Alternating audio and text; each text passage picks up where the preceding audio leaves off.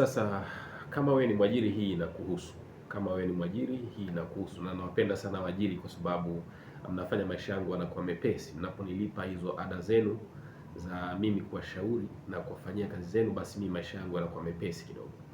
Okay, so leo nataka tuangalie kifungu cha 37 kifungu kidogo cha 5 cha sheria ya ajira na mahusiano kazini, sura ya 366 marejeo ya mwaka 2019, ambayo sasa hivi ni kifungu cha 38 kifungu kidogo cha 5 cha sheria ya ajira na mahusiano kazini, marejeo ya mwaka 2023.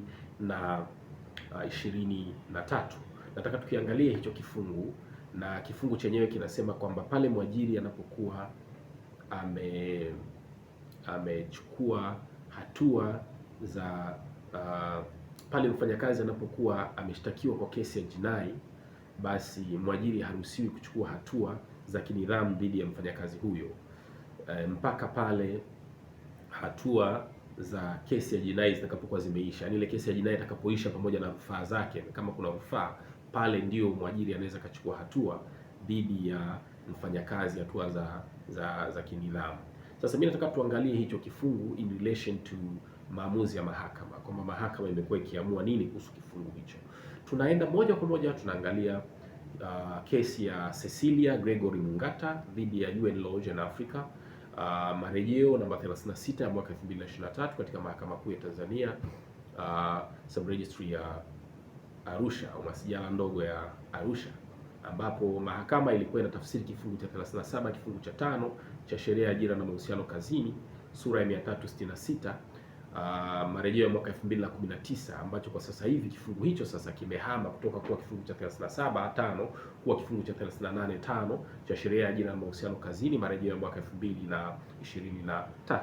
Na kwenye kuangalia, mahakama iliamua kwamba pale mwajiri anapokuwa ameripoti kosa la mfanyakazi polisi, kwamba mfanyakazi amefanya kosa la nidhamu ambalo pia hilo kosa ni jinai. Kwa mfano, labda amempiga mfanyakazi mwenzake au amempiga mwajiri au amemtukana mwajiri. Mwajiri anaporipoti swala hilo polisi, basi mwajiri anakuwa anafungwa na sheria, haruhusiwi kuchukua hatua za kinidhamu dhidi ya mfanyakazi huyo mpaka pale kesi itakapokuwa imeisha. Sasa mahakama iliamua kwamba kwenye hiyo kesi iliyotaja kesi ya Cecilia Gregory Mungata dhidi ya UN Lodge in Africa, mahakama iliamua kwamba polisi wanapopewa tu taarifa na mwajiri, pale mwajiri unaporipoti tu polisi, basi pale huruhusiwi tena kuchukua hatua za nidhamu dhidi ya mfanyakazi. Kwa hiyo inabidi uiachie polisi endelee na hatua za kijinai mpaka baadaye kesi iende mahakamani, hukumu itolewe, na kama kuna rufaa iamuliwe. Sasa maamuzi hayo ya mahakama, mimi kwa upande wangu naona hayakuwa sawa kwa sababu sheria inasema pale mfanyakazi anapokuwa ameshtakiwa kwa kesi ya jinai ndipo mwajiri anapozuiwa kuchukua hatua za kinidhamu dhidi ya mfanyakazi. Sasa ukiangalia vizuri, maana ya kushtakiwa ni pale mfanyakazi anapokuwa amefikishwa mahakamani na sio kuripotiwa polisi. Kutolewa taarifa polisi, ile ni taarifa tu ambayo inaweza ikawa imetolewa kwa ajili ya uchunguzi wa kipolisi. Lakini ukija kuangalia pia vizuri, kuna kesi nyingine ambayo inaunga mkono haya maoni yangu kwamba mahakama haikuwa sahihi kwenye kesi ya Cecilia Gregory Mungata dhidi ya UN in Africa Lodge, haikuwa sahihi. Kuna kesi ambayo ni kesi ya Trustees of Tanzania National Parks dhidi ya Majuto Chikawe pamoja na mwenzake. Hii ilikuwa ni Consolidated Revision namba 233 ya mwaka 2022, ambapo mahakama iliamua kwamba kifungu hicho cha 37(5) ambacho sasa hivi ni 38(5) cha sheria ya ajira na mahusiano kazini hakimaanishi pale mwajiri anapokuwa amemripoti mfanyakazi polisi, bali pale mfanyakazi anapokuwa amefikishwa mahakamani. Kwa hiyo neno kuwa formally charged kama ilivyotumika kwenye hicho kifungu inamaanisha mfanyakazi atakapokuwa ameshtakiwa mahakamani na sio atakapokuwa ameripotiwa polisi. Sasa wewe kama mwajiri, nini cha kufanya pale unapoona mfanyakazi wako amefanya kosa la nidhamu ambalo pia kosa hilo ni kesi ya jinai au ni jinai, ni kosa la kijinai?